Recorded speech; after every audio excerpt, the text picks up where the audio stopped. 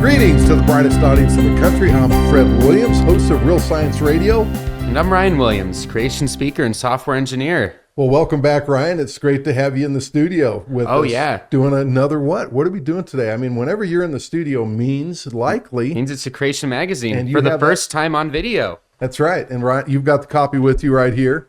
Yep. So check it out, people.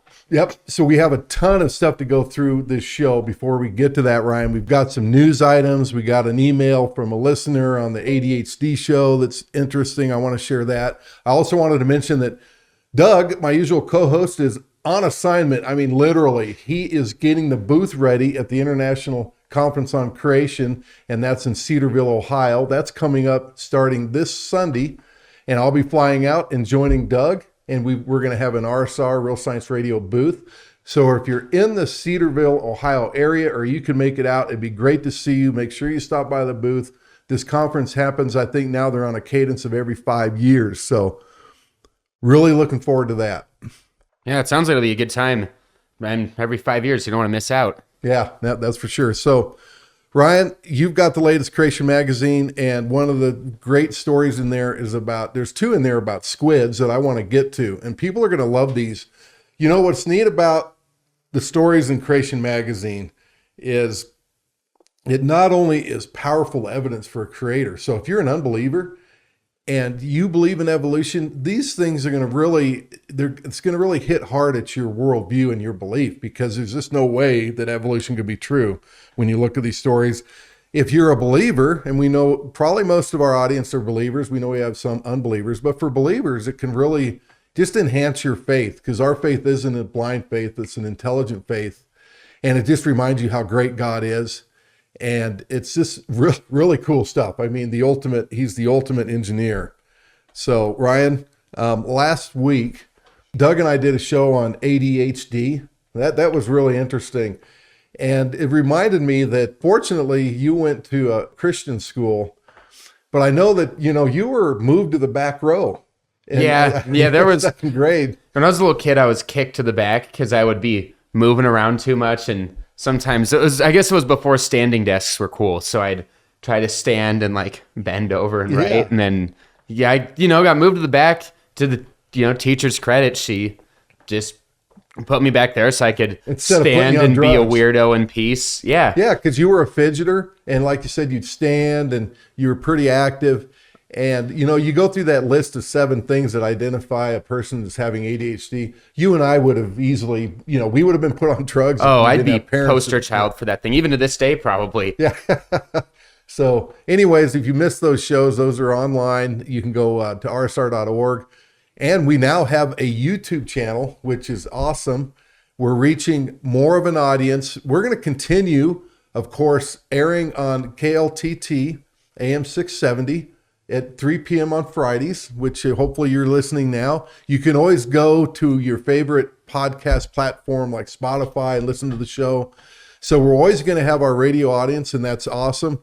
But now you can also watch us on YouTube, which has its advantages. For example, if we're talking about, like we're going to talk about squids coming up. And the nice thing is they can do the pop-up, so you can actually see exactly what we're talking about, especially if you don't have the magazine on hand. Yeah, so you can, of course, if you're listening on the radio, great. But just know that you can also catch us on video, and we'll have a lot more we can show you. We can, we can show video clips if we need to. There's just so much more of, what we're doing with video. I'm real excited about it, and it's just another audience that we can tap into. Probably just disappoints you because your joke of saying you have a face for radio can no longer really apply anymore. Should I say I have a voice for video? So anyways, it's really cool. We're really happy about it. Our producer really encouraged us to go this route. And speaking of our producer today happens to be Dom Inyart, and he's got the Dom Inyart Show, and he's doing his show's taking off on YouTube. So we encourage you to watch it. He's got a lot of really great content. So just go to YouTube and you'll find the Dom Inyart Show easily. And he talks more about everyday news items. And so whatever's current in the news, Dom's going to provide a worldview from a biblical perspective, and it's really good stuff. So Ryan, I wanted to mention, we had a listener. He emailed us in. I won't give his name.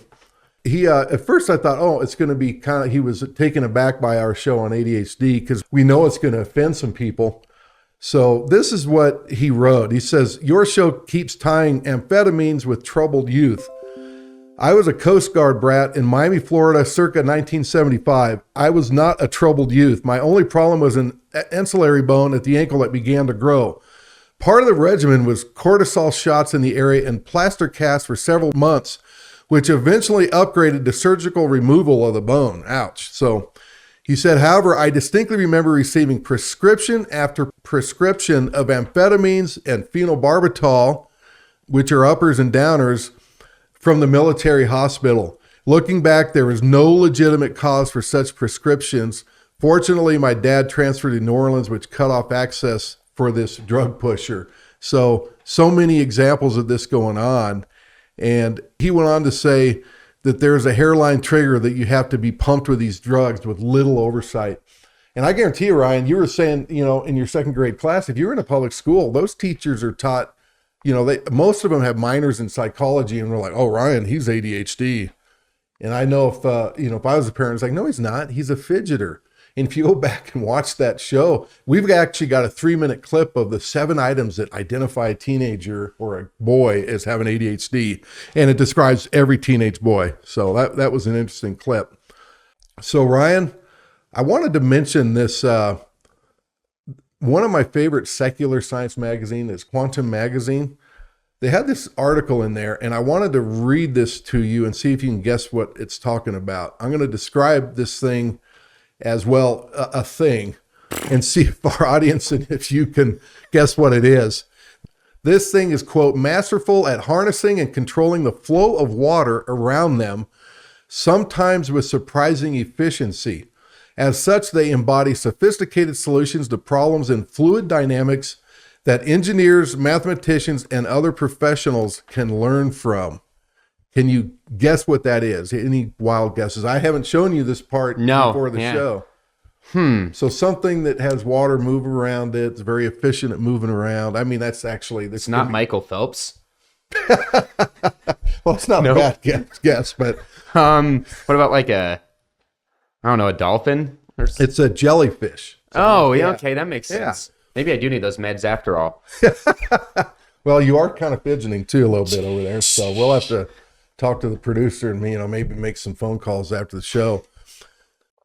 So Ryan, the article's referring to a jellyfish, and the part I left out was their secular injection of evolution. They have to bow down to the evolutionary gods, and they call the jellyfish simple. I mean, is that a simple creature? Would you describe jellyfish as simple? No, I mean, even before kind of knowing some of this stuff the article talks about, these things are developing like sophisticated solutions to these complex problems they have to solve. And when you look at them, they may look simple. When you think about what that kind of simple looking body does, like it just kind of does this number around the ocean. Like it's really cool just how they're able to manipulate their body and move around, and how they have we've talked about on other shows, the Creation Magazine shows, the way their stingers work and all that. Like they're cool things, and be a real step to call them simple,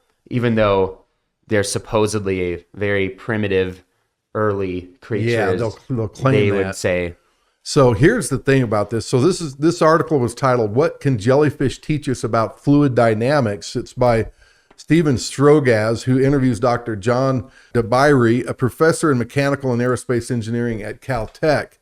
So basically what they're saying, Ryan, is they daily solve differential equations to make them be able to do this. And that's why they're talking about reverse engineering this thing to improve, submarine use or whatever you want to do in the ocean. It becomes just another example of our engineers mimicking something that God created, because it's not like the jellyfish figured it out either. It's just innately in them. God gave them this ability inside of him. And now we're trying to take that and use it for ourselves, which is good. That's something we should be doing. It's just unfortunate that a lot of times we don't give the credit where it's due. Yeah. So it's an engineering marvel, and really can only come from the grand engineer, Jesus Christ himself.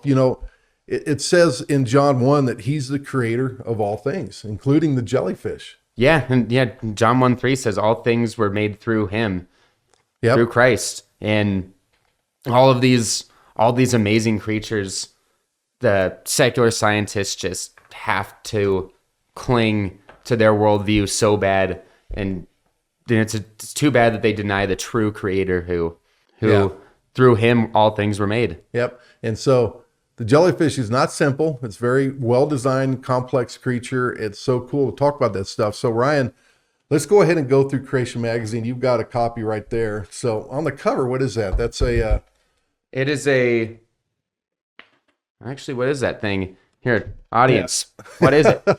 Looks like it's a bird of some sort, tropical. Yeah, it says beep, beep. So that might be before your time, Ryan. So that tells me right away. Oh, is it a Roadrunner? Roadrunner. Oh, yeah. We're not going to probably spend a lot of time talking about the Roadrunner. We're going to talk about other stories in there, but I did briefly read that. What I really like about the Roadrunner is it eats rattlesnakes. I like that. That's a real big plus for the Roadrunner. You can get Creation Magazine. Go to creation.com. I mean, what a great URL for a website. That's the guys over at Creation Ministries International, and we love going through their magazine. It was Bob Inyart and my favorite Creation Magazine of all the publications that are put out. Well, yeah, and for the audience who has only been listening, but has never actually had one or seen one, and is now watching on video, I mean, this is a really well put together magazine with, really cool graphics and stuff in there. It also, apart from being really good with the actual knowledge and the science, it also is very well made just artistically. So it looks really good and it's enjoyable to read because, if you're a fidgeter like me, you kind of like to have the pretty stuff in there too. That's right. And, we'll take copies of that, Brian, when we go on vacation. I've got a lot of copies of these, and it comes out every 3 months. And so I'll bring them, and sometimes you get in conversations with people on the plane. They'll see you reading it. A lot of times I'll leave one behind and just leave it in the airplane folder and just hope somebody finds it. They're great for your coffee table. If you're going to college, I know you had some at college. They're just really good to have these things lying around. Yeah. If you have a leftover one, take it to your doctor's office and leave it in their magazine pile. Yeah. They're really good witnessing tools because people love to talk about origins, and Creation Magazine's a great way to do it. Yeah, and it's another thing that makes it nice about it. They all have good covers. So if you are at a doctor's office or in college, there'd be a table in an area that had some magazines on it. Just leave it there with the other magazines, and maybe someone's drawn to it. I mean, 'cause this is a pretty drawing cover, and people will be drawn to it, see it, maybe pick it up, maybe read something. You never know. Yep. So Ryan, I almost forgot before we get started on Creation Magazine, there was one other news item I wanted to mention. Something happened this weekend. Oh, at yeah. Botanical Gardens. What happened at Botanical Gardens? Let me think here. I'm trying to remember. Oh, yeah, that minor thing. I got engaged this weekend. Yep. That's awesome, Ryan. So what I thought was kind of cute was when you got down on your knee, your girlfriend at the time, who suddenly became your fiance, she goes, "Oh, hi." And then what did you do? Oh, I forgot my speech. That's what I did. He's like, "Oh, I forgot my speech." But anyways, that was really thrilled cool to have Haley is becoming part of our family. She's a wonderful lady. And Ryan, congratulations. Thank you. Awesome. Thank you. So, yep. All right. So, Ryan, what was your what article do you want to start with? We tend to go through the focus section, which are little snippets of news about different animals, creatures, parts of creation. It could be any topic.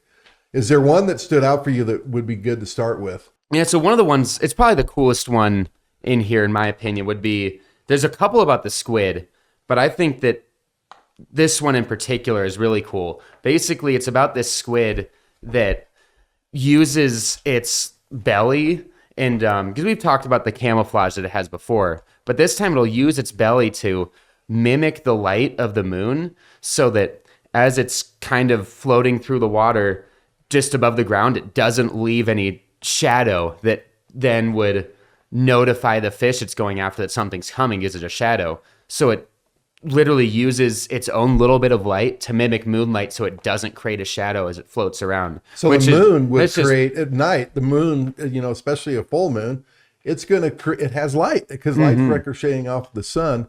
So the light from the moon comes, hits the surface, and if there's a squid swimming by, it's going to have a shadow. Yeah. And so fish below it are going to see, there's there's a squid up there.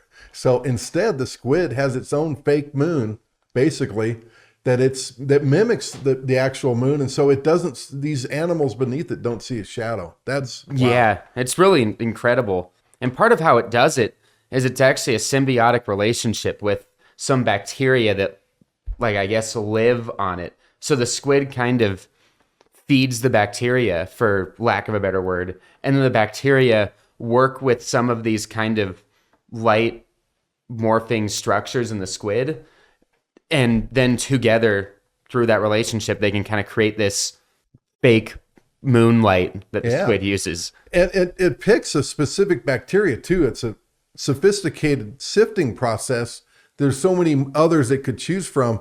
Where did it get the ability if this evolved? How does it figure out that, here's the bacteria I need to do and line them all up perfectly to look like a moon? Yeah. So the article says this: at night, the Hawaiian squid hunt in shallow water. The background light from the moon and stars would normally cast their shadow on the seafloor, readily signaling their presence to both their prey and predators. But they used this ingenious way that Ryan just described, a way to cast light from their undersides, exactly matching the nocturnal background. And so then it cancels their shadow. So the bacteria, Ryan, that you're referring to is Vibrio fischeri. I'm probably not saying that right. So you can look that up if you want. Get Creation Magazine at creation.com. So, and it colonizes these light organs inside the squid. It is so amazing. It's a specific bacteria, Ryan, that it sifts through to find the right ones. And they kind of, like you said, they have this beneficial symbiotic relationship. And there's so many symbiotic relationships in nature. How do you get that if evolution is true? In my saltwater tank, I have an anemone, and the clownfish finally figured out it can go in there, and which is cool. And the clownfish will feed the anemone, and the anemone keeps it safe from other fish. So that is really cool. I don't know how the evolutionists could ever describe this incredibly complex. When I read these articles, Ryan, especially the two about the squid, and we'll get to the other one here in a second. What's the difference between a squid and an octopus? Because they seem real similar to me. Yeah, I guess from what I know, and kind of dating back a little bit to various classes I've had throughout my life, they're like different kinds of animals. So they could have been in a different created kind that the Bible talks about in Genesis that has been talked about on here many times. But the squid has 10 arms or appendages, you could say, 8 legs and 2 tentacles. But the octopus just has 8 feet with suckers on them. And then I don't think the squid, if I remember right, I don't think it has suckers on it either like the octopus does. The octopus is considered to be smarter than the squid is. The squid's still pretty intelligent, but the octopus is has been renowned for its intelligence. Those things are solving puzzles to get to food or something along those lines. The squid kind of has a more triangle head or dome, as some might say, and the octopus is kind of more round head. So they look kind of different, but they're generally kind of similar in because they both use camouflage a little bit. Some in really striking ways. Yeah, the camouflage is super cool. Yeah. And do the squid or octopus? The squids, I think they hang out in schools, right? Yeah. The squids have pals, and the octopuses are more kind of lone wolf-esque. Okay. So squids they're more in schools, which I guess it would make sense that squids are less intelligent because they went to public schools. Is that now it makes sense? Now it makes sense. Now it makes sense. And why don't they call it a dectasquid? I mean, it's octopus, 8. So dectasquid. Yeah. So, anyways, Ryan, there's another story about the squid, which I thought was really interesting too. And again, how in the world are evolutionists going to explain this one? And before moving to that one thing I wanted to add to the previous squid one. Okay. Then we can get to the next squid, sorry. But when it comes to these symbiotic relationships, that's something that it's hard to make sense of with evolution either, because this bacteria that's on the squid, it needs the squid because the squid feeds it. So without the squid, it's going to die. It's not going to be able to evolve and mutate and pass on its genes like it has to. And same with the squid. All the squid's food is going to run and hide without this bacteria. So and it's then the predators. squid's going to be less, and the Or predators. it could get eaten by something else. Yeah, so the squid's going to be less likely to eat, therefore less likely to pass on its genes and survive and continue the line. So how did they randomly evolve those special characteristics that then end up benefiting the other animal? Yeah, so it's 'cause not then even it would benefiting itself anymore. Yeah, it'd keep getting killed off. It could never evolve. Both of them. They need that, that protection that the other one provides. Yeah. So the bacteria is those things have to be in place from the beginning. That information already has to be there. Well, anyway, sorry to interrupt your second No, squid. that's really, The second one is evolutionists, and the title of this is Evolutionists Surprised at Squid and Human Brain Similarity. So what happened here is scientists, they studied squid brains, and they discovered they develop according to the same blueprint. So they're looking at the DNA and the genetics, and squids, their brains develop almost the exact same way that human brains develop. So it's the same blueprint. So the same blueprint right away should scream designer, because here's the thing. And the reason why evolutionists are surprised, and they're surprised all the time, Ryan, it's just a common theme.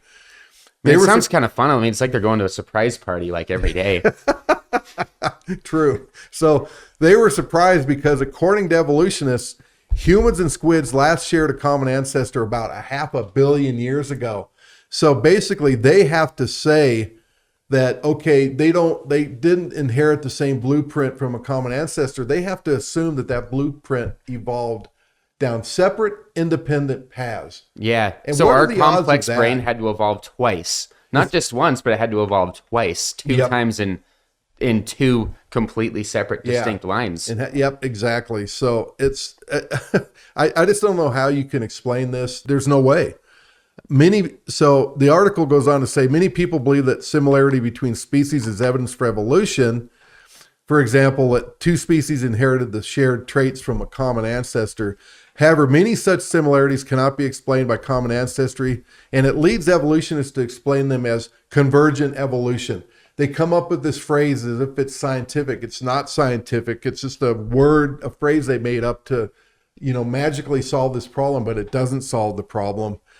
And the article says it very well. A far better explanation is that species share designs because they are created by the same creator. Mm-hmm. And having similar blueprint designs too screams one creator, not like 5 different creators or 10 or, it screams one creator. So it's not just evidence for a God. It's not just evidence for God, but it's evidence for one God, for one creator. So Ryan, and this is just we do these all the time. There's so many of them. There's so many convergent evolution. The octopus eye. We've talked about the octopus eye in the past. That's another example of they think that the eye evolved down 40 separate paths because of all these creatures across all the animal kingdom that have similar eyes with humans.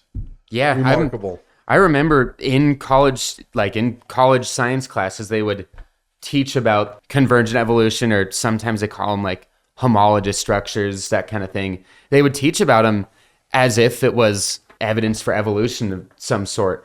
And then I was just thinking the whole time, like, you guys realize you're undermining your own idea? Like, if I was you guys, I just wouldn't teach this part. I would leave it out of your books, because you're teaching the exact opposite of what you're saying by listing all these things that if they evolved once, that's incredibly low chance, but not once. They had to do it multiple times down multiple lines. Yeah. It's screaming evidence against. Yeah, and part of the problem, Ryan, is I bet you, a lot of these classes, probably 99% of them, they're not teaching this thing about how they're evolving down separate lines. These things kind of show up in the journals and whatnot. They're just going to stick with, oh, look, this thing has, chimps look like humans, and these have 2 legs and these have 2. So they appeal to the homology argument, and they don't tell you that what's behind the scenes. The behind the curtain actually screams design and totally refutes that argument. So yeah, it's cool being a creationist because, the evidence constantly supports creation. So Ryan, is there another article in the magazine you wanted to talk about?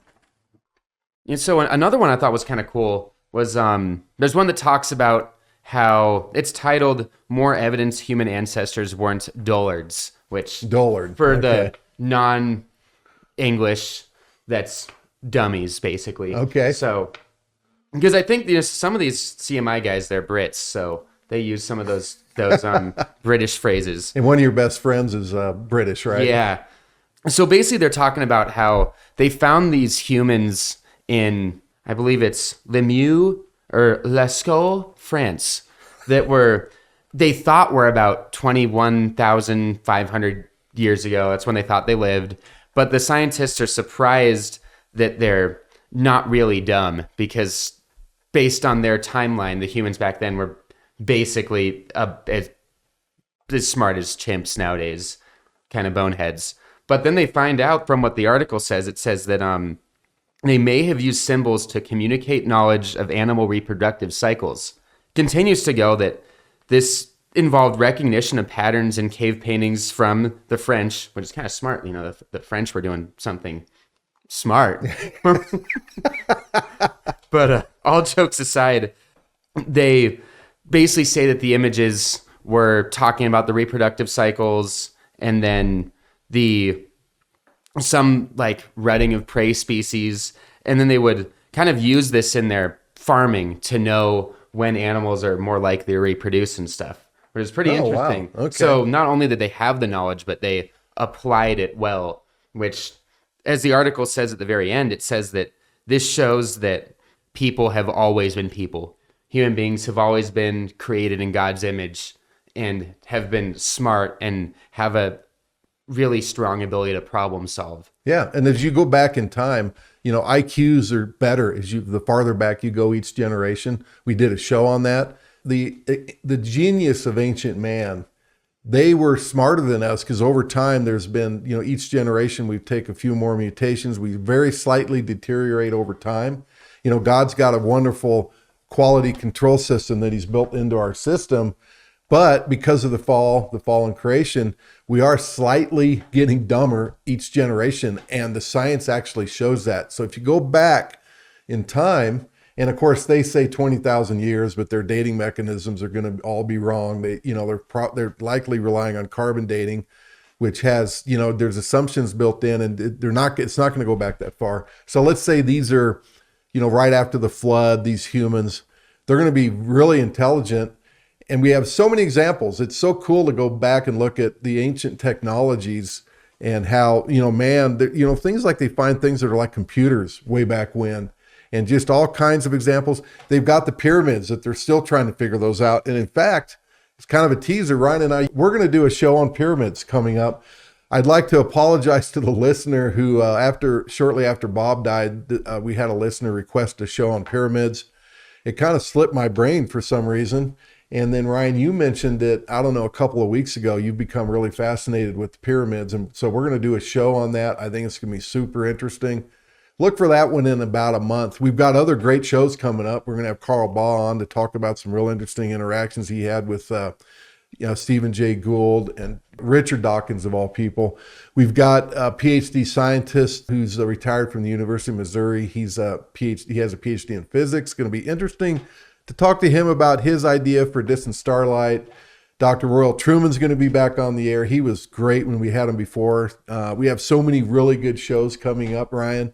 So we're almost out of time. I wanted to get to one last thing, and it's not a focus article, but we were talking about it on the drive into the studio, and it's this whole thing on artificial intelligence. So the magazine, Creation Magazine, has this really good section by David Thomas on artificial intelligence.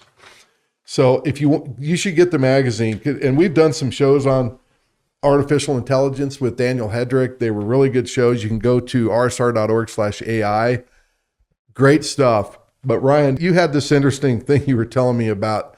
There's Chat GPT. You can go to Chat GPT, and it's actually really useful resource to look things up and, ask it questions like, hey, how do you explain, magnetic imaging, things like that. And it gets a pretty good answer. Of course, there's a lot of problems with AI also. And it's funny, you were using, what was it, Snap? Yeah, it's funny. I was trying to use because the Snapchat has an AI on there that you can talk to. And I'm going to ask this thing a question because I wanted to find out this football related stat. And so I ask it, and it's like, then it kind of says like that it's only like a chat bot. So I guess you treat it like your friend. I guess that's its main purpose. So it kind of said it couldn't answer like a question, but then it tried to anyway, and it just like lied to me. It gave me straight up the complete wrong answer. And because I was asking it like a football related stat, like running backs who got over 1,000 yards while also having something else. So something that would take a little while. Like how much they weighed? Yeah. It was if they running backs that weighed less than 200 pounds who got 1,000 rushing yards in the last 10 years. Something to be kind of annoying to find on your own. So you're like, oh, this thing has access to information from the internet, so maybe it'll tell me. Then it's like, it gives me a list of 10 of them, and they were like all wrong. Yeah. Either they weren't less than 200 pounds, or they would say the number and it was off. I'm like, oh, this guy's never rushed for over this many yards in his whole career.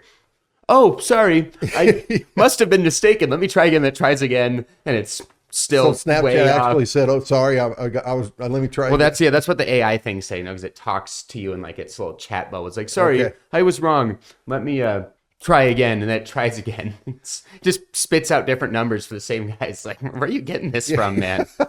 So the numbers themselves were wrong. That's funny. Oh yeah, they just dead wrong. And then I asked it what it's doing. It's like I told the numbers were wrong. I'm like, where are you getting this information? It's like, I don't have the ability to browse the internet. I'm like, well, why not say that the first time? Being a weirdo. So I guess not all of them are as smart as Chat GPT is. So there's still a few that have some growing to do, you could say. Yep. So if you go to the AI shows that we did with Daniel Hedrick, we've got examples there of where Daniel was able to, he would ask it specific questions about like, hey, write me a poem about President Biden, and it would create this real glowing, positive poem that would just make you want to throw up.